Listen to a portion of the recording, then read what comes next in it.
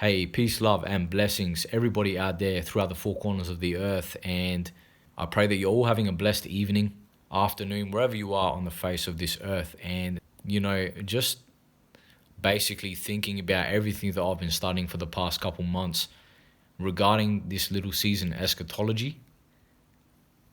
And everything just makes much more sense as time goes on. Isn't it fascinating? And I know many of you brothers and sisters out there have also been studying this. And, I'm sure the more time goes on for you, you just keep connecting dots and everything just continues to make much more sense because somebody who's a true seeker, right, will always try and debunk something if it's not true. And being able to debunk something if it's not true usually is pretty easy to do, right? Because you make it the vein of your existence to get to the bottom of things, right? You hate being lied to, you hate being manipulated, right? And all you care about is the truth. So if all you care about is the truth, then you're going to do your absolute best to investigate, right? Be your own little private investigator. As detectives search for every single clue that they can in a murder, you're going to make it the vein of your existence and seek out the Most High through prayer, through fasting, through any way that you can to get an answer from Him, to, try and stay in alignment with Him and His Word, so you can make sure that you're not being deceived, so you can make sure that you're not being lied to. But hear me out. I've got a very fascinating topic to talk about today. And that topic revolves around a certain period of time that at one point of our life we all celebrated throughout this period of the time of the year. Now, this holiday period, and of course I'm referring to either Christmas or Easter, is it possible that this period of time throughout the year is a period of time where throughout this little season of deception, lies, manipulation, everything that's being waged against us, the food, right, the nanotechnology in the food, the nanotechnology in the air, where everybody is basically, we're almost at the tipping point now where everybody is coming into this hive mind collective to this beast system that's being implemented as we continue to put up the good fight through prayer, through fasting, through, like I said, being in alignment with the Most High, seeing through the lies and the deception. But, nonetheless, in this time period that we're in, is it possible that Satan has masqueraded, just like he did throughout history as he masqueraded through his fallen angels? And we can see one of those fallen angels that he operated through was Zeus. As we look into the book of Revelation, we can see that Zeus had his temple set up in Pergamos, and Christ clearly states and talks about in the book of Revelation Satan having his temple set up in Pergamos.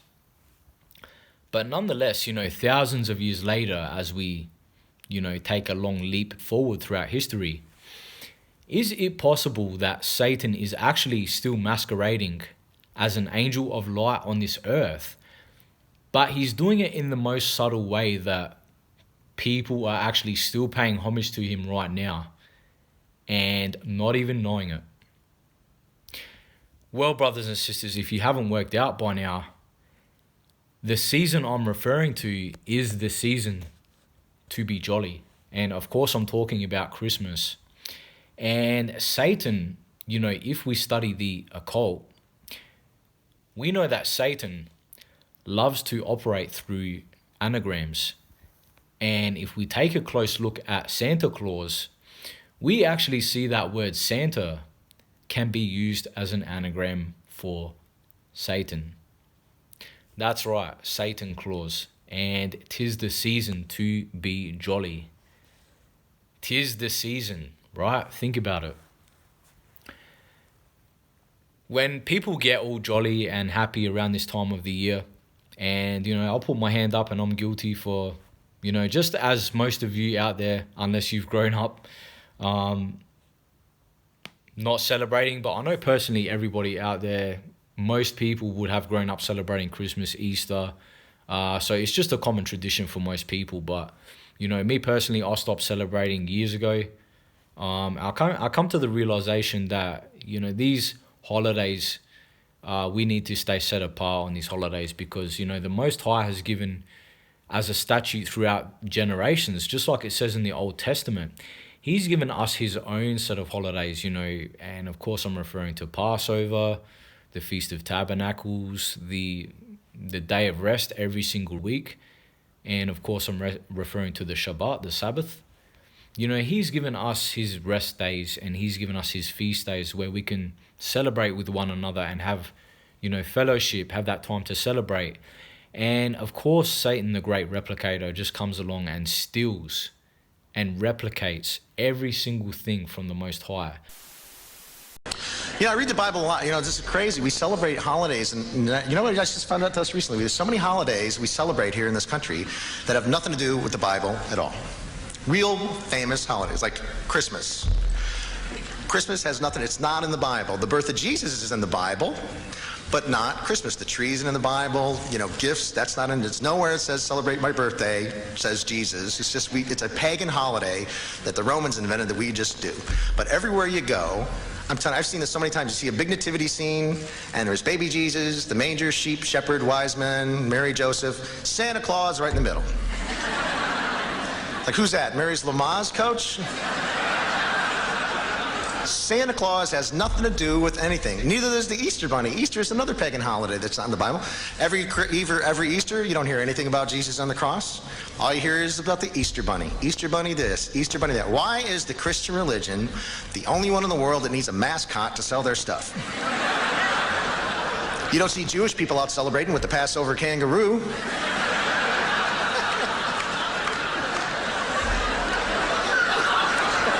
There's no Ramadan rooster.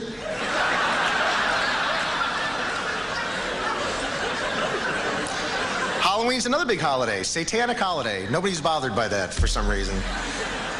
Fun for the kiddies. When I was going to church, I always told me, Satan's the most evil one. He's the one you got to watch out for. Watch out for Satan. And then once a year, the whole country goes, hey, let's party with this guy. It's ridiculous. And if we are somebody who studied this little season of eschatology, we can actually start to see now that even the book of Revelation, chapter 1 throughout chapter 19, we see that Satan is creating a loop, if you will, and recreating, replicating all of these events and using the book as an excuse to implement and acquiesce his new world order upon this earth. Even though going back throughout history, we can see that a lot of cataclysms, a lot of things that have actually taken place back then can be argued that that was a part of the Great Tribulation. But nonetheless, let's not get too off topic. The core fundamentals here, he is the great replicator. And of course, he has to steal, right? He has to steal the idea of having holidays and people to pay homage to him and worship him on these holidays. And, if you were Satan, the most cunning, wisest angel, and you wanted all the praise and all the worship, wouldn't you be thinking, how can I get Christians to celebrate me instead of celebrating Christ? How can I get Christians, how can I deceive the whole entire world into thinking that Santa Claus is just some made-up character? In reality, I'm the one who's operating as Santa Claus, because this is my little season of deception. I have been let loose for this time period, right?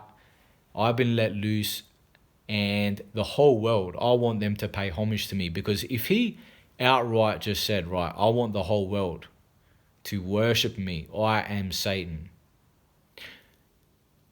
how do you think the whole world would adhere to that fact, that they're actually operating in a way in which they're worshipping Satan.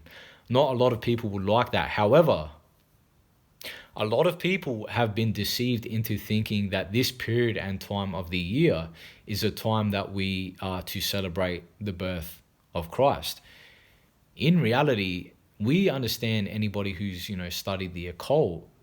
And, if you're ignorant to any of this information, then that's okay. A lot of us have been ignorant at this, at some stage in our life. It's okay, because we've all been there. We've all celebrated these feast days. We've all been guilty of not being set apart on these days. But we have to understand that the Most High sees things that we don't. The Most High sees things in the spirit realm that we can't see. He sees things in the spirit realm that we don't have the comprehension and the ability to see these things.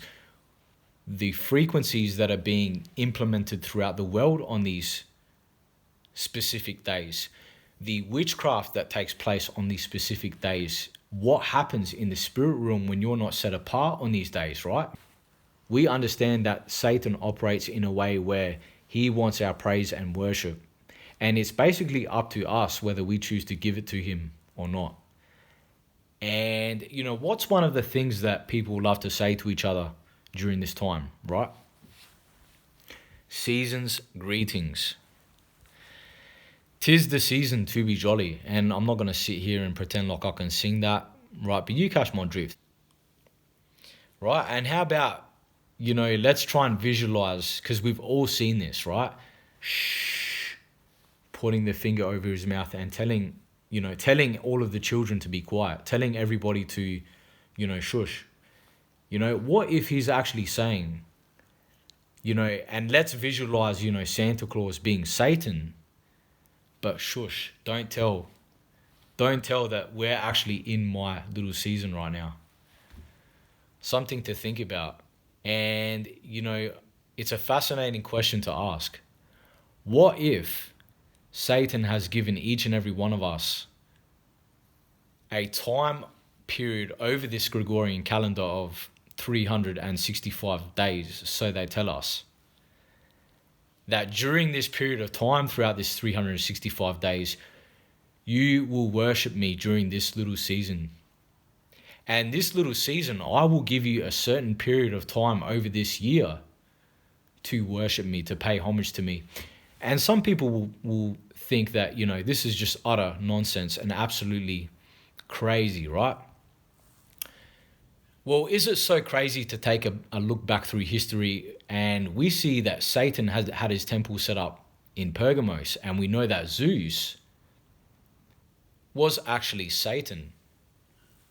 So Satan loves to masquerade as his fallen angels. And so let me ask you this question out there, my brothers and sisters. Is Santa Claus not, shown to us as a being of love, light, and joy? Could we say that, Satan once again is possibly masquerading under Santa Claus? And, people say that's crazy because, obviously Zeus, he deified himself. People were worshipping him at his temple.